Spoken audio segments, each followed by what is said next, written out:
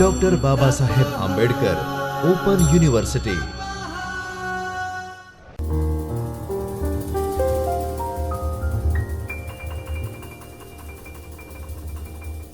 પરિચય। આપણે કોઈ વ્યક્તિને મળીએ, અજાણ્યું લાગે એટલે પરિચય કરી લઈએ, કારણ કે એ પરિચય આપણને ક્યારેક કામ લાગતો હોય છે। આવી રીતે ભાષા વિજ્ઞાનમાં અંગ સાધક પ્રત્યયો પણ આવે છે, એમનો પરિચય કરીએ, પરીક્ષામાં કામ લાગશે। નમસ્કાર દોસ્તો, ડૉક્ટર બાબા સાહેબ આંબેડકર ઓપન યુનિવર્સિટીના ચૈતન્ય સ્ટુડિયો પરથી હું છું ડૉક્ટર રજની પરમાર। આપણે આ વિડીયો અંતર્ગત અંગ સાધક પ્રત્યયોનો પરિચય કરવાના છીએ। MGT 102 નામનું પેપર BOUમાં MA કરતા ગુજરાતીમાં વિદ્યાર્થીઓ ભણી રહ્યા છે અને આ પેપર ગુજરાતી ભાષા પરિચય અને અભ્યાસ એ નામનું છે। છઠ્ઠો બ્લોક છે ગુજરાતી ભાષાનું રૂપતંત્ર અને એમાં ત્રીજો એકમ છે અંગ સાધક પ્રત્યય અને પદ સાધક પ્રત્યય। અગાઉના વિડીયોમાં આપણે જ્યારે મળ્યા હોય ત્યારે એ બ્લોક 6ના એકમ 2 અંતર્ગત આપણે એવું સમજ્યા છીએ કે જે ગુજરાતીના રૂપ ઘટકો છે એ કેવા કેવા પ્રકારના છે, એમાં રૂપ ઘટક, ઉપરૂપ ઘટક અને કેવા કેવા પ્રકારના હોય છે, એની માહિતી તમને મળી ચૂકી છે। એટલે કે તમે આ જે સ્લાઇડ તમને દેખાઈ રહી છે એનો તમને હવે પરિચય છે, તમે બરાબર સમજી શક્યા છો રૂપ ઘટક શું છે અને એ કેવી રીતે અલગ અલગ પ્રકારમાં રહેલા છે। તો અર્થને આધારે, પ્રયોગને આધારે અને કાર્યને આધારે જે રૂપના પ્રકાર પડે છે તેને આપણે બરાબર સમજ્યા છીએ। જે પ્રયોગને આધારે રહેલા છે મુક્ત રૂપ અને નિબદ્ધ રૂપ, એમાં આપણે બરાબર સમજ્યા છીએ કે જે નિબદ્ધ રૂપો છે એને બીજી રીતે તમે અભિવ્યક્ત કરો એના કાર્યને આધારે તો આપણે તેને અંગ સાધક અને પદ સાધક પ્રત્યય તરીકે ઓળખીએ છીએ। તો એકમ 3 અંતર્ગત આપણે એ જે બંને રૂપો છે એને બરાબર ભણવાના છીએ અને આ વિડીયોની અંદર આપણે સૌપ્રથમ અંગ સાધક પ્રત્યય કેવા છે તેનો વિશેષ પરિચય કરવાના છીએ। એટલે કે આ જે બધી વાતો કરી છે એનો તમને પરિચય છે। મુક્ત અને નિબદ્ધ રૂપો થોડો જો પરિચય ના હોય તો એને ફરી વખત એકવાર મનમાં ગોઠવી લેશો એટલે તમને આ પ્રત્યયો છે એનો બરાબર અભ્યાસ થશે। અંગ સાધક પ્રત્યય એ શું છે તો કે કોષગત અર્થમાં વધારો કરે છે અને પદ સાધક પ્રત્યયો છે જે શબ્દને વાક્યમાં પ્રયોજવા યોગ્ય બનાવે છે, બે શબ્દ સાથેનો એનો સંબંધ છે એને વ્યવસ્થિત કરી આપે છે। તો આપણે સૌ પ્રથમ ભણવું છે કે આ અંગ સાધક પ્રત્યય છે એ કઈ રીતે કાર્ય કરે છે। તો ભાષામાં આપણે જે સામગ્રી રૂપો હોય છે તેને આપણે અંગ કહીએ છીએ। સામગ્રી રૂપો મોટી ભાગે શબ્દકોશનો અર્થ ધરાવતા હોય છે, બરાબર। હવે એને જ્યારે એ જે રૂપો છે એને કોઈ અંગને જ્યારે કોષગત અર્થ ધરાવતું કાર્યરૂપ એની સાથે જ્યારે જોડીએ આપણે, એટલે કે નવું અંગ સધાતું હોય છે ત્યારે એવા કાર્યરૂપો છે એની સાથે કશુંક જોડીને બની જતા હોય ત્યારે એ મૂળ અંગની પાછળ કશાક કાર્યરૂપો બીજા અન્ય રૂપો લાગ્યા તો આપણે તેને અંગ સાધક રૂપ તરીકે ઓળખીએ છીએ। આની પણ આપણે ટૂંકી રૂપરેખાની વાત અગાઉ કરી દીધી છે। કેટલીક વાતો રિપીટ થશે અને આ સાથે સાથે તમને આ મુદ્દો છે એનો વ્યવસ્થિત રીતે પરિચય થશે। તો અંગ સાધક પ્રત્યય છે જોડાવાથી જે મૂળ અંગ છે એમાં વિવિધ પ્રકારના પરિવર્તનો આવતા હોય છે।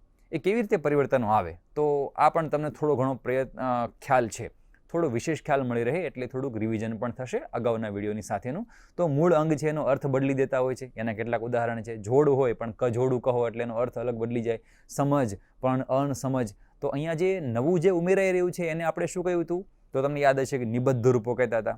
નિબદ્ધ રૂપો છે એ ક્યારે એકલા આવતા નથી, નિબદ્ધ રૂપો કોઈની સાથે સતત જોડાઈને આવે છે। પણ આ નિબદ્ધ રૂપો બે પ્રકારના, અંગ સાધક અને પદ સાધક, એમાં આપણે અંગ સાધકને બરાબર ભણી રહ્યા છીએ। તો એમાં ક અને અણ છે એ પ્રકારના થયા, હમણાં આપણે એના ઉદાહરણથી સમજી રહ્યા છીએ। વળી જે મૂળ અંગ છે એમાં અર્થ ક્યારેક ઉમેરવાનું કામ કરે, પહેલાંમાં બદલવાનું હતું, ઉમેરવાનું કામ કરે।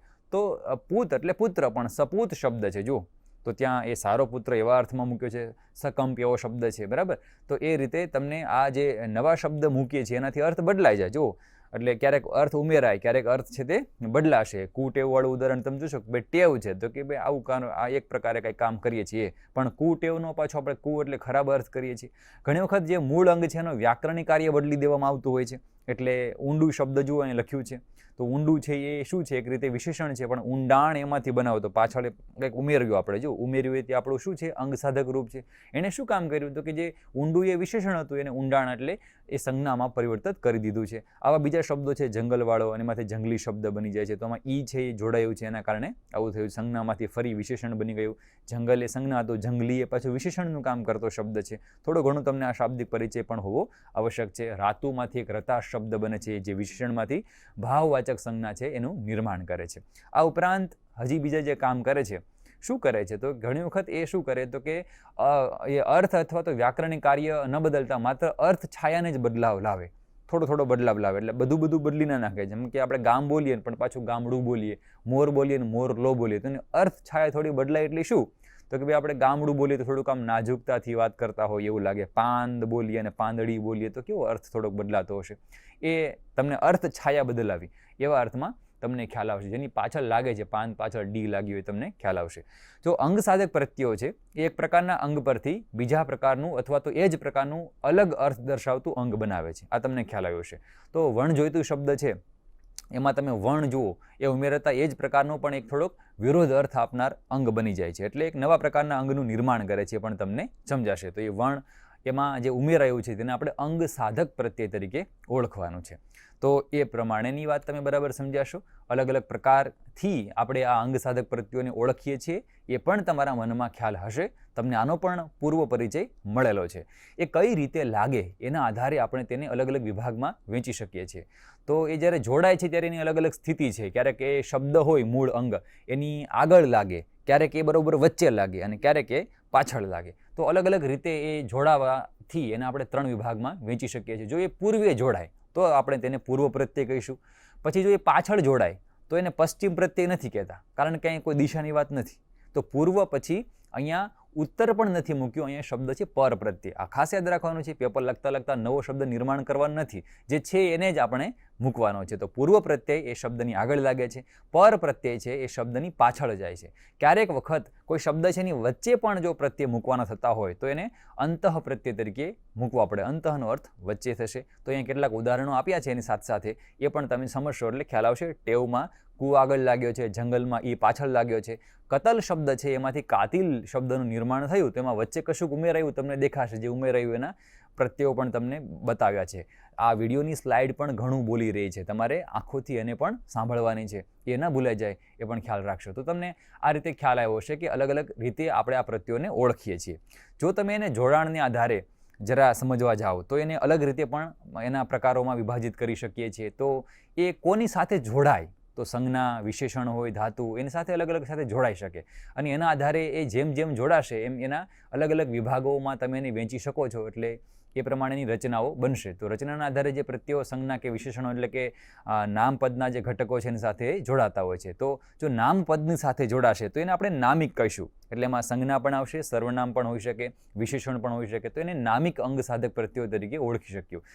પછી જે અંગ સાધક પ્રત્યયો છે ધાતુ સાથે જોડાય, જે ક્રિયાનું મૂળ રૂપ છે, તો આપણે એને આખ્યાત રૂપ પણ કહીએ છીએ. એટલે કે સામાન્ય અર્થમાં તમે ક્રિયાપદ સમજો તો એને આખ્યાતિક અંગ સાધક પ્રત્યય તરીકે ઓળખવાના છે. એટલે કેટલાક ઉદાહરણો આપ્યા છે એને તમે બરાબર સમજશો.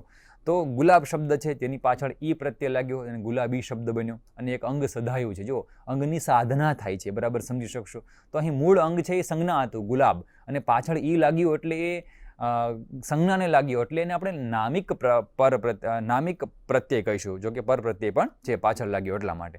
બીજી તરફ બીજું ઉદાહરણ છે ચણવું. તો એ ચણવું છે, ચણ મૂળ ધાતુપદ, એની પાછળ વુ લાગ્યું, એ બધા કૃદંતના પ્રત્યયો છે. એને પછી ચણતર શબ્દ લાગ્યો.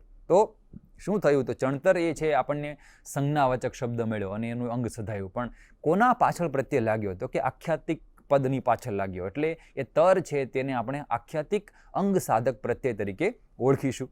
તો આટલી વાત તમને બરાબર સમજાય છે. હવે તમે જરા આગળ જોશો તો તમને આ પણ ખ્યાલ હશે કે અંગ સાધક પ્રત્યયો છે એ આપણા માટે ખુલ્લી રચના છે અને એ બહુ રસપ્રદ એની વિશેષતા ગણી શકાય. ખુલ્લી રચનાનો અર્થ શું છે? બારણું ખુલ્લું હોય બધા આવી શકે, એના જેવું કંઈક આ કામ કરે એવો પ્રત્યય છે. એટલે શું? તો કે એક જ અંગ સાધક પ્રત્યય લાગે એવું નથી. એક લગાવે પછી એના પાછળ બીજો, એના પાછળ ત્રીજો, આગળ પાછળ જોડીને એ આપણા શાબ્દિક જે અંગ છે ને વધારે વિસ્તારી શકાય. એટલે એના માટે એક અંગ વિસ્તારક શબ્દ પણ આના માટે વપરાય છે. તો અહીંયા ઉદાહરણ માટે અવર્ણનીય શબ્દ છે ને બરાબર જુઓ તમે. તો એમાં અ, પછી વર્ણવ વુ, પછી અન અને અનીય, આવા બધા રૂપો આગળ અને પાછળ જોડાયા છે. અને એમ કરીને તમને પૂર્વ પ્રત્યય પછી અને પર પ્રત્યય બંને લાગીને આખી રચના છે એ મોટી બને છે. તો આપણને ખબર પડે છે કે આ છે તે કયા પ્રકારનું રૂપ કહેવાય તો કે ખુલ્લી રચના કહેવાય. પેપરમાં આવો MCQ પૂછી શકે. અહીં પેપર કહું છું એટલે માત્ર એમની પરીક્ષા આપતા હોય ત્યારે જ નહીં, પરંતુ તમે નેટ કે જીસેટની પરીક્ષા આપો કે જીપીએસસીની પરીક્ષા આપો ત્યારે પણ આ પ્રશ્ન આવી શકે છે. એટલે એને બરાબર ધ્યાનમાં રાખીએ. ખુલ્લી રચના તરીકે કયા પ્રત્યય ઓળખાય છે તો એમાં અંગ સાધક પ્રત્યયોને આપણે ખુલ્લી રચના કહીએ છીએ. તો હવે પદ સાધક પ્રત્યયો છે બંધ રચના આવશે, પછીના વિડીયોમાં જોઈશું એટલે તમને એ ખ્યાલ આવશે. એટલે આ અંગ સાધક પ્રત્યયો દ્વારા જે કામ થાય છે એ તમને બરાબર સમજાયું છે. અને પછી હવે આગળ ચાલીશું. તો આ પ્રત્યયોના કારણે આપણી ભાષા છે એ ફળદ્રુપ બને છે. એના કેટલાક ઉદાહરણો તમને આપ્યા છે. જો લાંબુ, પછી એમાંથી એટલે એક જ અંગ પરથી ઘણા બધા અંગો સાધી શકાય, એટલે ભાષાની ફળદ્રુપતાનો અર્થ શું થયો તો કેમ એક બીયું આવી અને ઘણા બધા તમને ફળ મળે છે. એવી રીતે અહીં એક શબ્દમાં ઘણા બધા પ્રત્યયોમાંથી ઘણા બધા અર્થ ધરાવતા શબ્દ બનાવી શકાય છે. એટલે એક રીતે ફળદ્રુપ છે.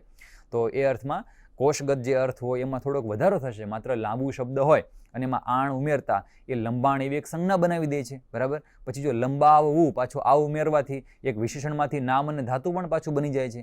તો આવી રીતે નવા નવા પદ આપણને મળે. તો વ્યાકરણનો નિયમ એવો છે કે મૂળ અંગને કોઈ પ્રત્યય લાગીને વળી પાછું જો હજી નવું અંગ બનતું હોય તો તે પ્રત્યયને આપણે અંગ સાધક પ્રત્યયો જ કહીશું.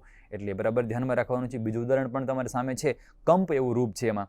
તો એમાં પણ ઘણા બધા શબ્દ બનાવી શકાય. કંપન, કંપારી, કંપવું, પ્રકંપ, કંપાયમાન. તો કંપની આગળ પાછળ બધું ઉમેરવાથી ઘણા બધા શબ્દોનું નિર્માણ કરી શકાય છે. તો આ એની રસપ્રદ વિશેષતા છે. આ તમારે ભૂલવી ન જોઈએ. હવે થોડાક ભાષા પ્રમાણે જોવા જઈએ આપણે કે ભાષાને પ્રમાણમાં જોવા જાઓ તો એ કઈ રીતે કાર્ય કરે છે. તો સામાન્ય રીતે કોઈ પણ ભાષામાં શબ્દ ઘડતરની પ્રક્રિયા છે એના અંગ સાધક પ્રત્યયો છે એમાં મહત્વનો ભાગ ભજવતા હોય છે. તો ગુજરાતીમાં ભાષામાં પણ આ રીતે આપણે અલગ અલગ ભાષાના અંગ સાધક પ્રત્યયો છે ને એ શબ્દ ઘડતરનું કામ કરે છે. કારણ કે ગુજરાતી એ સ્વયંસ્ફુટ ભાષા નથી. આપણને ખ્યાલ છે કે ગુજરાતી ભાષાનું છે કે ઝરણું વહેતું આવ્યું છે સંસ્કૃતમાંથી, પછી વળી આપણને અન્ય ભાષાનો શાબ્દિક વારસો પણ પ્રાપ્ત થયેલો છે. તો એના કારણે ગુજરાતી ભાષામાં અલગ અલગ પ્રત્યયો છે, એને આપણે બરાબર સમજવાના. તો ગુજરાતી ભાષામાં સંસ્કૃતમાંથી કાળાંતરે એ વિકસી છે, એટલે આપણને ઘણા બધા સંસ્કૃતના જે રૂપો છે એ પણ આપણે સ્વીકાર્યા. અને પરિણામે ગુજરાતી ભાષામાં સંસ્કૃત તત્સમ પ્રત્યયો છે એ ઘણી બધી માત્રામાં જોવા મળે આપણને. અને એ તમારી સામે આપણે જેમ ભણતા જઈશું એમ આવતા જશે, બરાબર. તો સંસ્કૃતમાંથી ઉદ્ભવ્યું હોવાથી ધ્વનિ પરિવર્તનને કારણે આપણને ગુજરાતીમાં પાછા તદ્ભવ રૂપો પણ મળે છે. તદ્ભવ એટલે તેમાંથી ઉદ્ભવેલા રૂપો પણ, એટલે કેટલાક મૂળ સંસ્કૃતના હોય એવા નેવા જ રૂપો હોય, કેટલાક એમાંથી બદલાઈ ગયા હોય. તો જે બદલાઈ ગયું છે ને તદ્ભવ, તદ ઉદ્ભવ, તેમાંથી ઉદ્ભવેલા પ્રત્યયો, એટલે કેટલાક ગુજરાતી તદ્ભવ પ્રત્યયો પણ છે. ભાષા વિજ્ઞાનની દૃષ્ટિએ સામાન્ય રીતે બે ભાષા વચ્ચે માત્ર શબ્દ ભંડોળનું આદાન પ્રદાન થતું હોય અને વ્યાકરણિક કાર્ય જે કરતા રૂપોનું આદાન પ્રદાન ન થતું હોય, પણ વિદેશી શાસનને કારણે ગુજરાતની એક સમયની શાસન ભાષા બનેલી ફારસી ભાષાનો છે એમાં પણ ગુજરાતી ઉપર એટલો જ ઘેરો પ્રભાવ પડેલો. એના કારણે અંગ સાધક પ્રત્યયો પણ ગુજરાતી શબ્દ સાથે મુક્તપણે પ્રયોજવા લાગ્યા. તો એ વ્યાકરણ રીતે બની પરંતુ શબ્દમાં આપણને સીધા જોવા મળ્યા. તો પરિણામે ગુજરાતી ભાષામાં ગુજરાતી તદ્ભવ રૂપો તો છે, આ ઉપરાંત ગુજરાતી સંસ્કૃત તત્સમ પણ છે અને ફારસી ભાષાના અંગ સાધક પ્રત્યયો પણ પ્રયોજાય છે. એટલે વ્યાકરણગત નિયમો આપણે ભાષાના ન લીધા હોય પરંતુ એના પ્રત્યયોને સીધી રીતે લીધા હોય તો ભાષા વિજ્ઞાનની દૃષ્ટિએ એક રીતે યોગ્ય ગણાયો. એટલે આપણને એ ત્રીજો વિભાગ પણ મળ્યો, ફારસી ભાષાના પ્રત્યયો. તો આપણને આ રીતે અલગ અલગ વિભાગમાં પ્રત્યયો છે એ સમજાયું. આપણે વર્ગીકૃત કરી રહ્યા છે કોને? અંગ સાધક પ્રત્યયને. તો આપણે સૌ પ્રથમ જે જોયું એ પૂર્વ પ્રત્યય ને વચ્ચે આવે છે અને અંતે આવે છે એ પ્રમાણે જોયું છે. તે શબ્દમાં કઈ રીતે લાગે છે. જો ભાષા પ્રમાણે જોવા જાઓ તો અંગ સાધક પ્રત્યયોના આવા 3 વિભાગ પાડી શકાય છે, એ તમારા ધ્યાનમાં આવશે. વર્ગીકરણને આપણે જો આગળ લઈ જઈએ તો કંઈક તમને આવું દેખાશે. આખું રૂપ છે એ અલગ અલગ વિભાગમાં વહેંચી શકાય. તો એ કઈ રીતે કામ કરે છે? તો આપણે કાર્ય, એની રચના અને ભાષા જો આ પ્રમાણે જોવા જઈએ તો આપણે તેને 6 અલગ અલગ વિભાગમાં વહેંચી શકીએ છીએ. તો એ કઈ અલગ અલગ 6 વિભાગ કયા છે? તો સંસ્કૃત તત્સમ હોય એવા પૂર્વ પ્રત્યય, એક રીતે આપણે આવું કહી શકીએ. ભાષા જોવાનું, પછી પૂર્વ પ્રત્યયની બધી આપણે વાત કરી, પર પ્રત્યયની વાત કરી, એને પણ જોવાનું. હવે જો બધું જ એક સાથે ગોઠવીએ ત્યારે કેવું જે તમારી સામે ગ્રાફ આવે એને પણ ધ્યાનમાં રાખો. આગળના બંને વર્ગીકરણને મર્જ કરવામાં આવે તો જે હવે ફાઇનલ ગ્રાફ થાય તે આ પ્રકારનો થશે. એટલે સંસ્કૃત તત્સમ ના હોય તેવા પૂર્વ પ્રત્યય, પછી પર પ્રત્યય. હવે પર પ્રત્યયમાં પાછા 2 પ્રકાર વિભાગ યાદ રાખવાના. કેટલાક નામને લાગશે, કેટલાક આખ્યાત એટલે કે ક્રિયાને લાગશે. એ પાછા બીજા વિભાગની અંદર જ આવી જશે. પછી ગુજરાતી પર પ્રત્યય હોય જે નામિક પણ હોય અને આખ્યાતિક પણ હોય. તમને ખ્યાલ આવશે. ગુજરાતી તદ્ભવ અંગ વિસ્તારક પર પ્રત્યય છે, એ પણ તમારે ધ્યાનમાં રાખવાના. પછી ફારસી પૂર્વ પ્રત્યય છે અને ફારસી પર પ્રત્યય છે. આવા અલગ અલગ 6 વર્ગીકરણ મળે છે. તો જેટલા પ્રત્યય આપણને પ્રાપ્ત થાય છે એ પ્રમાણે આપણે તેને 6 અલગ અલગ વિભાગમાં વહેંચી શકીએ છીએ. પણ આપણે એને અલગ અલગ આવા 6 વિભાગમાં ભણીશું નહીં. આપણા અભ્યાસની સરળતા ખાતર આપણે એના મુખ્યત્વે 2 વિભાગ પાડવાના છે. કેટલાકને આપણે પૂર્વ પ્રત્યય કહીશું અને કેટલાકને પર પ્રત્યય કહીશું. એ તો તમને ખ્યાલ છે. પછી એના 2 વિભાગ આમાંથી 6 ના જ માત્ર કેટલા વિભાગ થઈ જશે? 2 વિભાગ થઈ જશે. એમ 2 વિભાગમાં આને વર્ગીકૃત કરી અને આપણે એને ઉદાહરણ સાથે એક નજરે જોવાના થશે. તો તમને મળ્યો પરિચય કે અંગ સાધક પ્રત્યય કેવા હોય છે અને એને વર્ગીકૃત કરવામાં આવે તો એનું સ્વરૂપ આપણી સામે કેવું આવે. હવે પછીના વિડીયોમાં આપણે મળીશું અને એમાં એ જોવાનું છે કે આ પ્રકારોમાં રહેલા અંગ સાધક પ્રત્યયો છે કેટલા છે, કેવા કેવા છે. ઉદાહરણ સાથે આપણે પેપરમાં લખવાનું થશે કે પરીક્ષામાં કોઈ પણ પ્રશ્ન પૂછાશે ત્યારે એનો જવાબ આપવાનો થશે. આ ઉપરાંત ભાષાના આપણે ચાહક હોય તો આપણને આ વિગતો ધ્યાને હોવી જ જોઈએ. તો આપણે ફરી મળીએ આના પછીના વિડીયોમાં અને એ વિગતો જે ધ્યાને નથી તેને ધ્યાને લઈ લઈએ. ચાલો આવો પછીના વિડીયોમાં મળીએ છીએ. જય હિન્દ. स्वाध्यायः परमः